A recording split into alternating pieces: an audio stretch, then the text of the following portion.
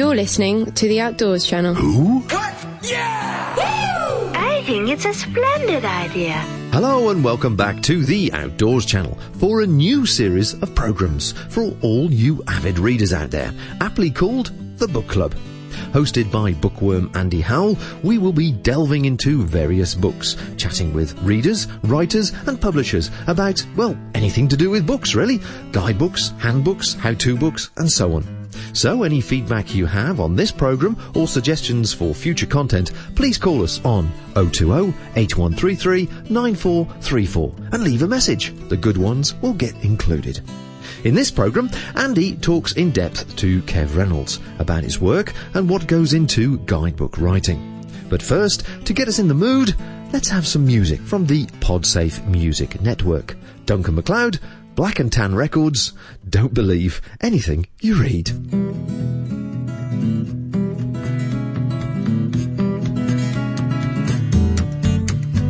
Say, hey, take your time when you picking up your paper. Don't believe everything you read. You know some people think that it's down in black and white. There's a written word, so it got to be right. I heard somebody say, oh, it's down in black and white. It's the written word, so Lord, it must be right. They write the story, don't have to tell you the truth. If they fool on themselves, man, they show them fool on you. You know that they write a story, don't have to tell you the truth. And if they're fooling on themselves, what makes you think they don't fool on you?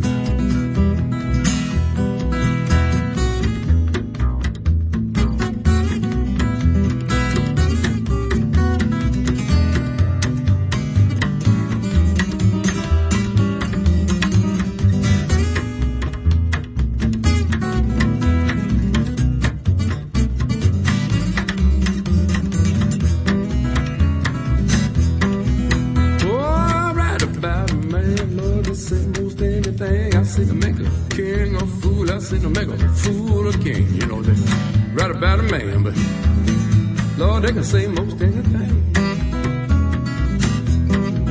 I seen them make a king of food. Surely seen them make a food again. I say, take your time. I say, take your time and eat. When you pick it up, your paper, baby, don't believe everything you read. When you picking up your paper now, don't believe everything you read. When you picking up your paper, don't believe everything you read.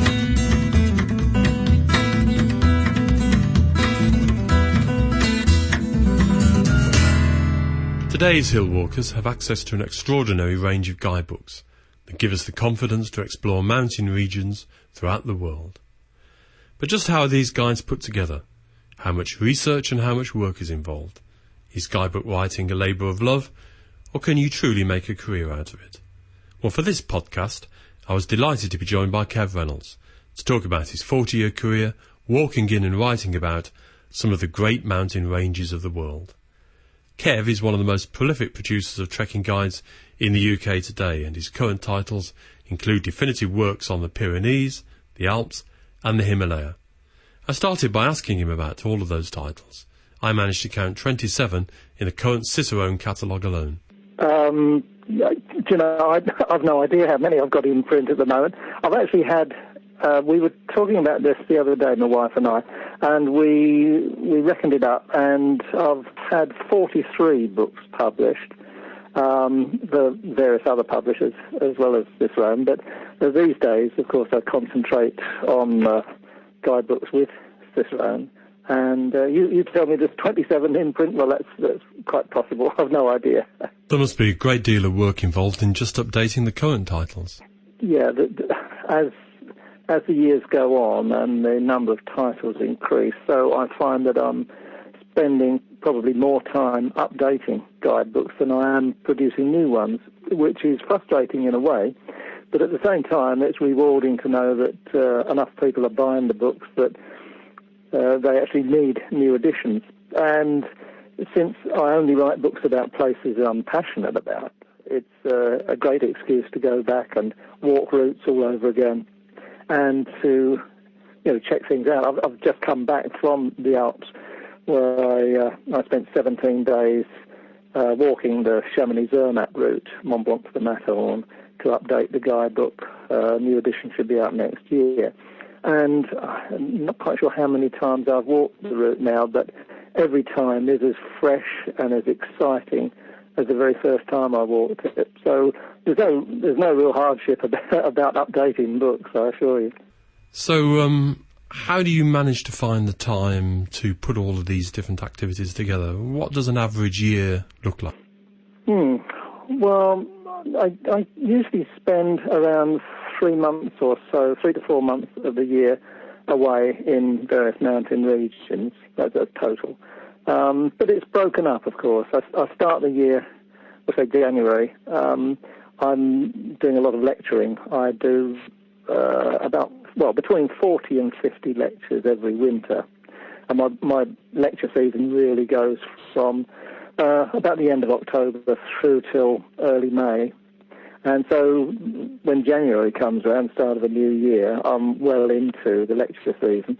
So I'm dashing around the country of an evening and sometimes during the day, giving talks, sharing my passion for the countryside and the wild places of this world with other people. And also that's my very busy time at the word processor. So I'll make an early start in the morning. 8 o'clock will be late for me to start work at the word processor. So I'm writing away all day and then stuffing a bit of food down the throat and then dashing off to give a lecture in the evening. And sometimes 2 a day. It's not actually unusual for me to give a lunchtime talk to a club, a Probus club or a ladies' luncheon club or something somewhere. And then that evening be giving another talk somewhere else in the countryside. So I do a lot of miles going around doing the lectures. It must be good to get the instant feedback from an audience. Yeah, and it also gives me an income. The lovely thing about lecturing is that it's instant money. I don't want you to get the wrong impression that I'm only doing things for money, but obviously I've got to live. And when otherwise I rely on just 2 checks a year, 2 royalty checks a year, one that comes at the end of May and one that comes at the end of November. And there's no certainty about any income between those royalty checks. Now, I know a lot of people listening are interested in this, but just how long has it taken you to attain your current level of fame and notoriety? Well, I'm not sure about fame, but it's taken 20 years to build up the backlog, if you like, of titles, which is helpful. Since you tell me I've got 27 in print, that means that I'm getting royalties from 27 books through the year. Well, that does help, obviously. I've got to pay the rent. I've never earned enough money to get a mortgage, so I have a rent to pay, and obviously we've got lots of other overheads to sort out as well, although we live very, very modestly, which is nice. But yeah, income is an important part of it. But it's not the most important part of it. Income enables me to work on the next project. Now, I'm fascinated to just understand what's involved in producing a guidebook. Could you talk us through it? Okay, well, let's go down the factual path. To write a guidebook means that you've got to spend a lot of time out walking. Now, anybody who's keen on the outdoors will find that any excuse to get out in the outdoors, to get out walking, is great. Most of us, of course, have to do that at weekends and during our holidays, and if we're lucky, summer evenings if we live in a decent part of the world. Now, I do this for a living. I go out as often as I possibly can, walking to create routes for my guidebooks. Now, if I'm writing a guidebook to an area in southern England, that's fairly straightforward, although I've just finished another guidebook to walking in Kent. And there are only 40 walks in it, but in order to get down to 40 walks, I've probably done 50 walks or so to work out which are the best ones to include in the book. Now, for some of these walks, I might have to drive 100 miles a round trip, so I'm only going to get one walk in a day. And perhaps at the end of the day, I think, well, actually, it was a decent enough day out, but it wasn't good enough to go in a guidebook. So you can say that that's almost a day wasted. It's a day that you've got to cost. By the time you've selected your 40 walks and you've written it up, this period of research might have taken several months. And then you sit at the word processor and you're working away at that for several weeks. You've got the cost of photography to consider and the time it takes you to put the whole thing together. Then the manuscript goes away to the publisher, and the book might be published within a year if you're lucky, if you're doing the research. But so far, you've paid out money. You have had to live over the months that you've been researching that book. Or say, this is the first one you've done, there's no income on its way in. And you're not going to earn any money from that book for at least 18 months. So we say, you finish writing the book, it goes off to the publisher. The publisher will produce that book, if you're lucky, within a year, but then it will be another 6 months after that before you can assume that you're going to get any royalties whatsoever. And the amount of royalties you get in the first 2 or 3 years will never be sufficient to actually pay back the costs of research for that book. Now, you now consider that I'm writing a guidebook to, let's say, the Pyrenees. Now, the Pyrenees is a large area, and it's impossible to do all the research for a guidebook to the Pyrenees just in one trip. So it might take 4 or 5 trips to the Pyrenees to gather sufficient material to put together into a guidebook. Now, imagine the cost of travelling to the Pyrenees 4 or 5 times, the cost of your time down there, which will be several weeks each time. Multiply that with the time it's going to take you to write the book at the end and get that away. It's going to be years before you can even draw even with your income on what you've actually spent out. Presumably there are times when it's only a real, genuine love of the mountains that keeps you going. Well, you've got to have a love for it. You've got to have a passion for what you're doing, and you've also got to have tremendous support behind you. I'm very lucky in that on 2 fronts. First one, I've got the world's best wife, who is, my life support system. She supports me all the way. She goes out and does work in order to keep the bills paid while I'm out enjoying myself in the mountains, researching the next guidebook. And that's the first thing. The second good thing is that I've never earned much money. So I've learned, my wife and I, we were youth hostel wardens for nearly 20 years. So we learned how to live on very little money and live well on very little money. If I'd had a conventional job earning a reasonable wage, and if I had a mortgage to pay, then of course there is no way that I could go into writing guidebooks for a living. So you've got to start out from a very low base and never have any expectation of earning much money, and then go and enjoy yourself. So it's much more of a lifestyle than a job? Absolutely. Yeah.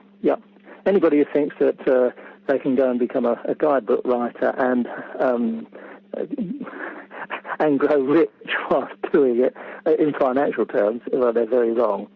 Certainly you'll grow rich with experiences and the people you meet, and also, if you're lucky, with the response you get from your readers. And I get some wonderful letters and emails from people who tell me about the trips they've made with some of my guidebooks, how they've enjoyed it, and they'll certainly tell me where I've gone wrong. But I make friends through my readers, people whom I have never met. I feel that I have spent hundreds of days in their company in the mountains and enjoyed it immensely. So, how did you get started in hill walking? When did the bug really first bite? Well, first of all, I was fortunate in that I went to a primary school, a junior school, whose headmaster was absolutely potty about the world of nature, the world outside. He was a true countryman in every sense. Every lesson that he taught, somehow he managed to bring in a study of nature. And any of us children who showed the slightest inclination to follow his course were encouraged out at weekends, summer evenings, school holidays and all this. He would take us out on journeys of exploration along flat country fields, through woodlands, and made the world to us a place of huge excitement and rewards. So with that, getting into that at an age of, 9 or 10 or something like this. I mean, I was lucky, again, in that I only had to walk to the end of my garden, climb over the fence at the bottom of the garden, and it was just countryside for miles and miles and miles. So again, although it wasn't exciting, countryside by comparison with, say, the Himalaya or the Alps or anything like that, it only wasn't exciting when I look back and consider what the countryside is there in that part of Essex. But at the time, it was fabulous. It was a wonderland. So then later on, in the Scouts, I was taken on a scout camp to Snowdonia, and that was it. I was hooked on the very first day I got there, gazing. We camped in Capelcurry, just below where Plassey-Brannan is, and I remember gazing along the Mimber Lakes to the Snowdon Trinity at the far end of the valley there, and thinking, my God, this is fantastic. And so that was it. I've been hooked ever since. Now, there was a pivotal moment in your life, wasn't there, when you sat on top of a hill and made some pretty dramatic decisions? That's right. I was 21 years old, and I was on my first expedition to the High Atlas Mountains in Morocco. In those days, this is in the early 1960s, very few people were going there. I mean, these days it's a popular trekking destination for Brits and other Europeans. But in those days, it was quite rare to find anybody there. And I was on an expedition there, climbing, exploring, and thought this was just amazing, being up at 4,000 metres and gazing off to the Sahara in the south. And, it's just wonderful. Several days walk from the nearest road and all that sort of thing. Anyway, one day I was sitting on the summit of Jebel Toubkal, which, as you're probably aware, is the highest mountain in North Africa. And I sat on the summit there with a friend, one of the other climbers on this expedition. And I told him that as soon as I got home, I was going to do two things. The first was ask my girlfriend to marry me. And the second thing was to throw in my job in local government and look for work in mountains. I couldn't face the possibility of going back to a 9-to-5 existence, working from Monday to Friday, looking forward to Saturday. So when I got home, that's right, I proposed to my girlfriend. She said yes, and we've now been married for nearly 40 years. And I handed in my notice in local government and went off to the Alps and found work out there, first of all in a youth hostel in Switzerland, and then I was leading groups of walkers in the mountains in Austria. Then I came home 2 weeks before we got married. We got married, went straight back out to Switzerland to work in the youth hostel again, and that's how it went on. Just, forget all about earning money for a living. Just do what you believe in, and somehow it will work out, and it has. Now, you came back to Britain to raise a family. That must have been quite difficult, trying to juggle the guidebooks, the travelling, and raising a young family as well. Well, I don't... people often say to me, it must be hard work. I honestly can't say that I've ever found it terribly difficult. I mean, we brought up a young family running a youth hostel on very little money. My wife wasn't even being paid for the full time that she was working there, and we had to pay rent for the children out of the income. So we had virtually no money at all. But in order to have holidays, I was writing articles for, in those days, it was Climber and Rambler. And writing has always come fairly easy to me. Even when I was at school, I wanted to be a writer somehow. I wanted to go into journalism, but I just couldn't get into it to start with. But I was writing articles, as I say, for Climber and Rambler and one or two other magazines at the time. And the small amount of money that I was earning from that was just sufficient to enable us to have our holidays in the mountains, of course. And it was through that I was doing a whole series of articles about the Pyrenees. Nobody was writing about the Pyrenees in those days. And the editor of Climber and Rambler in those days was Walt Unsworth, who had just started his own guidebook company, which was Cicero Press. And he contacted me and said, look, seeing all your articles on the Pyrenees, we've got this little guidebook company, and it'd be nice to have a guide to the Pyrenees. How about it? Well, I'd never even looked at a guidebook until then. I wasn't remotely interested in guidebooks. I just went to the mountains with a map and gazed at a mountain and thought, must be a route up there, and off I went. And that was how I thought people carried on in the mountains. So I went off and bought a guidebook to have a look to see what sort of things were in it. Well, I suppose I could do this, and that was it. So take us through the process of actually producing a guide. Well, these days I take a little dictaphone, a little tape recorder, handheld tape recorder with me. And so as I'm wandering through the mountains, I jabber away into that so that I've got absolutely spot on, up to the minute information stored on it. It's no good, trying to write it down, because you shorthand things if you write it down on the spot. And at the end of the day, you're missing bits. So it's imperative to get things right. So I'm jabbering away into my little tape recorder. And then at the end of the day, whether I'm in a tent, a mountain hut, or a hotel, or just sleeping out under the stars somewhere, I will transfer that spoken word from the tape recorder into a notebook in longhand.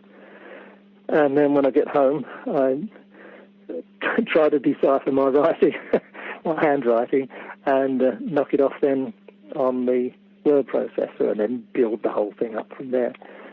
But it all starts really with just observation as you're going along and chattering away into a tape recorder. I photograph an awful lot. I love taking photographs. I wish that I were a real artist, somebody who could sit down and paint the landscapes I see, but I've got no talent at all like that. So I enjoy taking photographs, which is a terrific way of recording the moment and storing that up. Now, over the last couple of years, you produced a couple of very different books. Are these signs of new directions? Well, I would hope so. I mean, this was Alpine Points of View. I mean, it was something that I wanted to produce for a long time, but I was too shy, really, of mentioning it to Cicerone or indeed to anybody else. It seemed to be a bit of an arrogance. I mean, there are lots of what I call real photographers out there, but all the books I was seeing on the Alps, for example, they were either pretty photographs of the villages, or they were really dramatic photographs that were only taken by climbers who were prepared to dangle by their fingertips from precipitous slopes. And I was so concerned that people were getting the wrong idea about the Alps. The Alps is a tremendously dramatic range, scenically dramatic range, but you don't have to be a top climber to see some of the finest scenery in the world. So what I wanted to do was put together a collection of photographs that would illustrate to people just how much the walker, the ordinary walker, can see just from wandering the trails. So eventually, I got about 150 large prints made, and that cost a lot of money. I could only afford to have 10 prints made at a time, because I only use slides. I don't do digital photography at all. And to get 10 large prints made from my slides was a costly business. So, I built it up slowly until I got a collection of about 150. And then I put together a lot of captions. And then, quite unannounced, I dropped the lot on Cicerone's table and said, see what you think about that, and then let me know in due course. I was afraid that they were going to say, yeah, well, it's not really our scene. But I've got such a good relationship with them, I thought I have to try them first. And instantly, I think within an hour, I had a phone call to say, yeah, let's go for it. Come on up to the office and we'll design the thing and get it all done. And the whole thing was, well, from the time I handed over the selection of photographs to the actual production date was just under 6 months, which is phenomenally quick. And they got it out in time for Christmas, which is year before last. And yeah, it was quite well received. I'm very happy with that.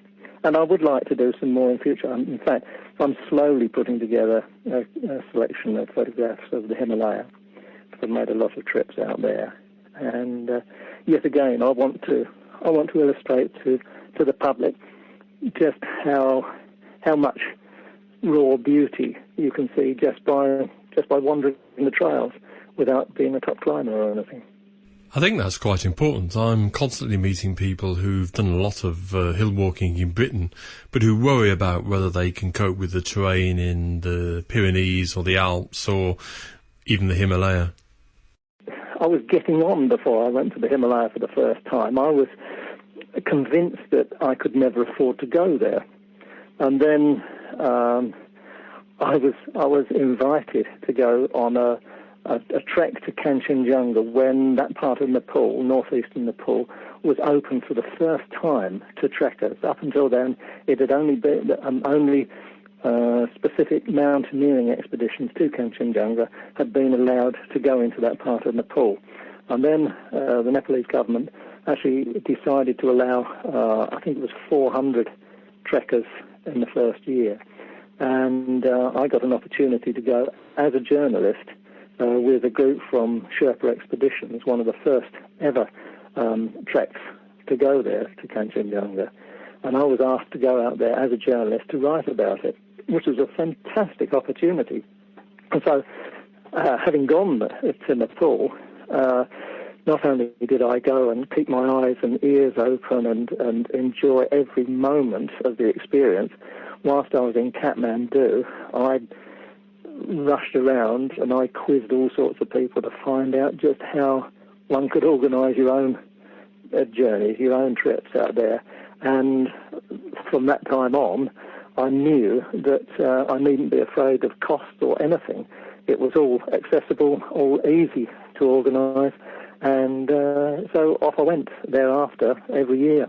I go out there either on my own or with my wife or with a couple of friends, or if I haven't got a life-keen job to do, then I will organise a trek for 8, 9, 10 people, and that covers my costs, and we can go off to the most amazing places.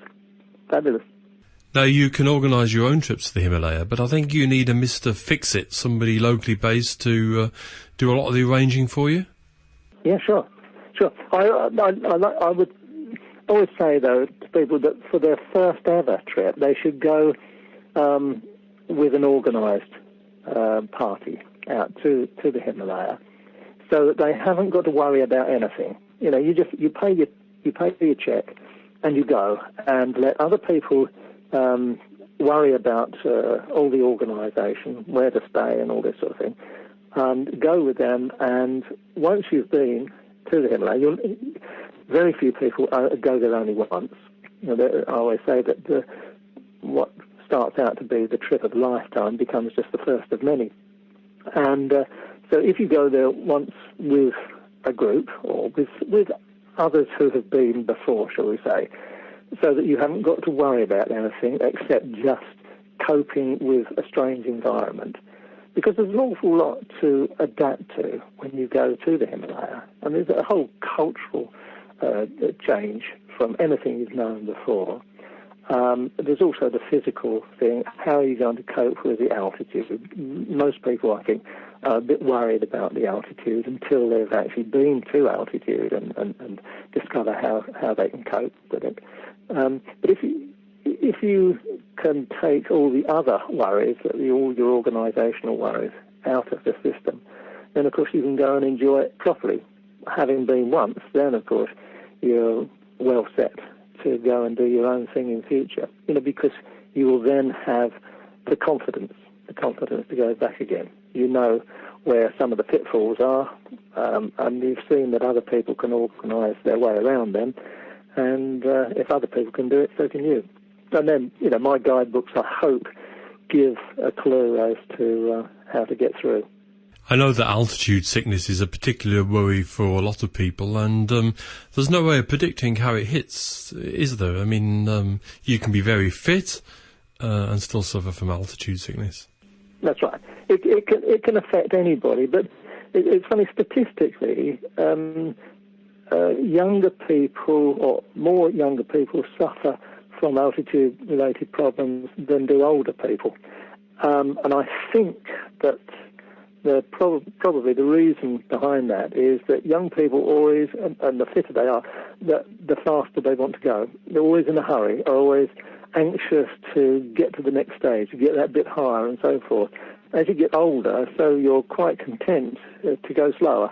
And going slow is a great benefit to adapting to altitude.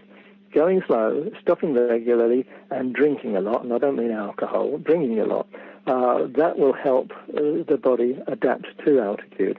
Younger people tend to, as I say, be in too much of a hurry. They want to get to their goal too soon. And my view is always, if you've got the opportunity to walk in from the foothills to the big mountains, rather than take a flight in to the edge of the high country, then I'd always say go for the slow option and go for the foothills to start with and walk in, because that way you are building up your fitness, you're getting steadily more used to the culture, you see an enormous variety of scenery and vegetation, different ethnic groups as you're going along, and also you are adapting to the altitude as you go. Well, that's great news for those of us who are beginning to feel our age. Well, I don't think there is an upper age limit for going to the Himalaya for the first time, to be quite honest. If you're keen on the outdoors and you really want to go to the Himalaya, it doesn't matter whether you're 22 years old or 62 years old or 72 years old. If you've still got the fitness, you can go and do it, and you will have a wonderful time. I've met people who did not go to the Himalaya until they were in their late 60s. I've got a very dear friend who is now in his 80s who went to Bhutan for the first time when he was 70. And he'd never been to the Himalaya before that. And since then, he's been to Bhutan, he's been to Nepal, he's been to Tibet. He still keeps going at it. And as long as you could keep going, there's no reason why age should get in the way. Now, I'd like to talk about the new World Mountain Series guides, which I think we should explain are like works of reference to look at home. They're certainly not the kind of guidebooks you want to take with you on the walk, but they are the kind of thing to study in great depth before you start on your trek. They're so comprehensive, they must have involved an awful amount of work. Yeah, it was. It was the World Mountain Series was my idea from the start, so I've only got myself to blame on this. I figured that there was a book to be written somewhere that would have all the information that I would want if I was planning to go to a mountain range for the first time. I knew that there wasn't such a book. My walks and climbs in the Pyrenees, it had a specific purpose, but it was not answering all the questions that I would have as a novice wanting to go off to the Pyrenees. Not just a novice in the mountains. I mean, I might be a very experienced climber, but a novice as far as the Pyrenees was concerned. So I decided that I would put together a book with all the information in there that I would want if I'd never been to the Pyrenees before. And so, yeah, it took a long time. It took three or 4 years to gather all the information together and to actually make the book of it. Of course, I've got a good background of the Pyrenees. I've been going there for, about 40 years. Well, nearly 40 years at the time. And so I knew the geography pretty well, which was a good start. I knew where the valleys were, where the main peaks were, how to get from one area to the other. That was a really good start. So I could put down, if you like, the framework of the mountains and the valleys. And then I needed to fill those valleys with the villages and the huts and the transport system. And then I had to look at the mountains and think, now, what are the routes that I would like to climb there? And so it was gathering information, because there's a hell of a lot of information that is available, but only if you know where to look for it. And most of it, of course, is in French magazines or books, or Spanish magazines and books, and not in any English form. So digging around to find all that was a huge task, but it was something that I absolutely loved doing. It's almost like a detective work, really. You start off with a question, and in seeking the answer to that question, you find other questions come up, and so you're diverted down little side tracks, and then you discover a real gem, and you think, wow, this is good. You stumble across stuff that you hadn't even been looking for, you know? And then you piece the whole thing together, and you make these amazing journeys without even stepping outside my little study.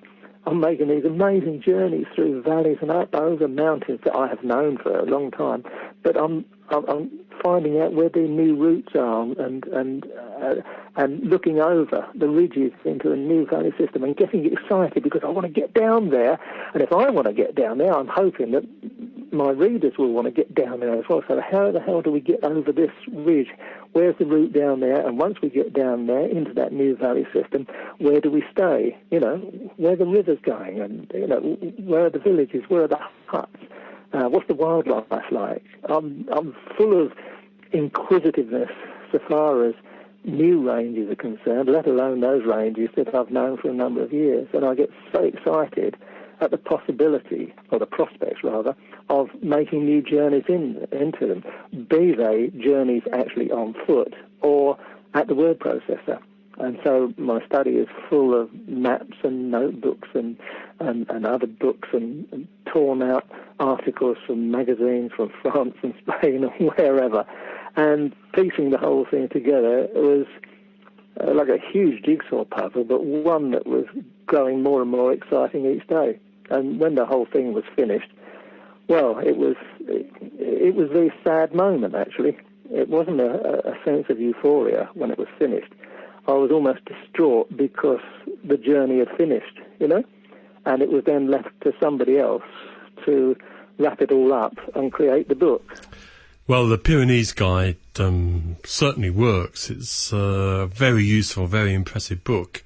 I guess there are more to follow? Yeah, I'm working on one at the moment on the Swiss Alps, on all the Swiss Alps, which is quite a challenge. There are others that are being prepared by other writers, because there's no way that I could do the whole series. The whole idea was that I would get experts for various regions to write books in the series about their areas. And Chris Townsend is just about finishing one on Scotland, which I think will be terrific. I really look forward to seeing that. But I have to say that there are writers who have agreed to take on the work on a particular area, or on their own particular areas of expertise, and they've set out with great enthusiasm for it, and after a few months have thrown in the towel because it's just too time consuming. So in a way, I've set a bit of too much of a challenge, I think, for some people who are exceedingly good writers and know their areas very well, but they, have to be pragmatic about it and say, well, I've got to be able to create or produce a book within a certain time frame. Otherwise, it doesn't become a financial viability for them. They've got to live as well, and not everybody is able to live as cheap as we do here. And I just feel, so far as I'm concerned, that if it's a project that needs doing, and I really want to do it, then some way we'll find, a financial backing to enable me to do it. I've got that sort of faith, but not everybody's got that, and I don't hold it against them, but I just understand that other people have different financial priorities and can't commit the time to such a project. Well, I think there are a lot of us who are going to be grateful for these World Mountain Series guidebooks over the coming years or so. Now, I'm wondering about other developments. Is there, for example, an autobiography in the making? Yeah, well, I don't know about an autobiography, but there are books that I've got stacked away in the back of my head that I want to write, narrative style. I want to put together a book on the various journeys I've made in the Himalaya, for example. And that's something I've written a few chapters to start with, but it's just finding the time to fit it in between all the other jobs. There are several books, narrative style books, that I want to do. And I just wonder if they might have to wait until my knees completely give out and I won't be able to keep going with the guidebooks. Because, the guidebook writing, obviously, is a very physical thing. I mean, I've got to remain fit and active in order to do the routes that I write about. And there will come a time, I have no doubt, when I'm just not able to do it. Or certainly not able to do it as much as I am at the moment. I mean, I'm coming up to 63, and whilst I'd like to think that I can keep doing this until I'm at least 120, my wife keeps telling me that that's not really a possibility. So one day I may have to ease up on the guidebooks, and then I shall find time, hopefully, to thunder out some of these other books I want to do. People who listen to these podcasts are always fascinated by gear and about the different modes of travel that people engage. For example, do you stay in hostels? Do you wild camp?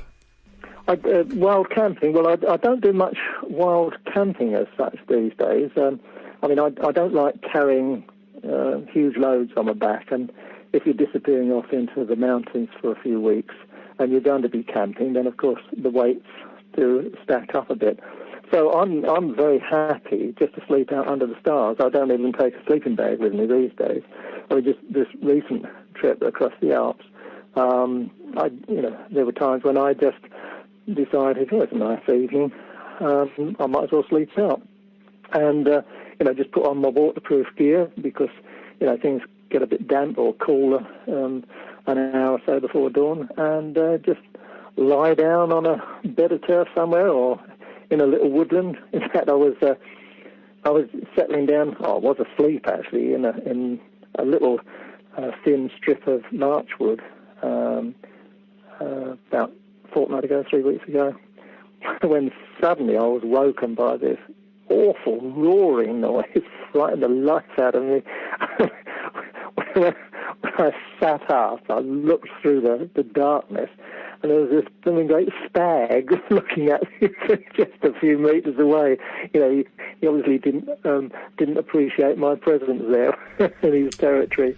When you lie out, are you relying on a bivy bag? No, not even a bivy bag. Just lie out.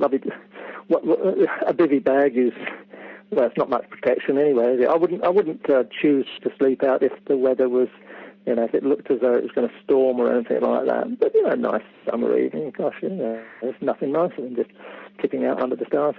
Presumably there are still a lot of new areas in the world to explore. Oh, my word, yes. I think when I started on this course, I had a list of places that I wanted to go to.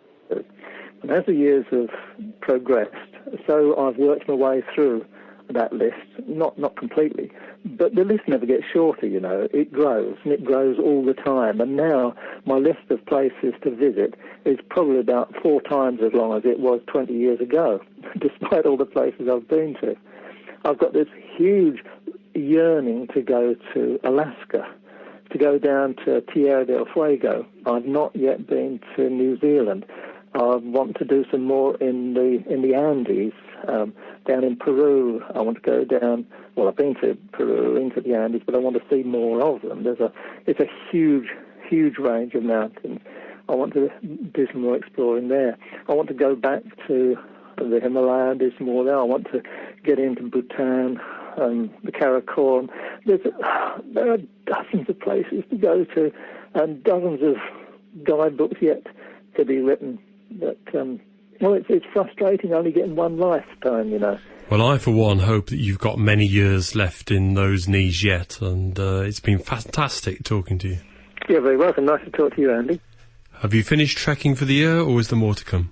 Oh, no, I'm off again in about a fortnight's time, I think. Fortnight? Yeah, it must be fortnight, 3 weeks. I've got to rewalk the Tour Mont Blanc, because the guidebook needs a new edition again there. I've got some more to do in the Pyrenees. There's still plenty more to do this year, so I'm not ready to start on the lecture circuit just yet. Well, be sure to have yourself a great time. Many thanks. Bye for now. Well, there you have it, a fascinating insight into the life and work of one of our leading travel guide writers. You can find out more about Kev's work on the Cicerone website, and be sure to check out the 3 unusual titles we mentioned during the podcast: the collection of photographs, An Alpine Point of View, the Royal Mountain Series Guide to the Pyrenees, and Kev's other work of reference, Walking in the Alps.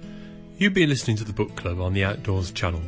My name is Andy Howell, and until next time, take care and happy hiking. Well, my thanks go to Andy for putting the programme together, and for our guest, Kev Reynolds, of course. That about wraps it up from us. Don't forget our feedback number for any of your comments. We would love to hear them. Until next time, bye from the Book Club. Call now on this number. 020-8133-9434. Call me anytime you want. This podcast is produced and hosted by The Outdoors Channel. Find out how easy it is to subscribe to all our podcasts by visiting theoutdoorschannel.co.uk. Ciao, baby.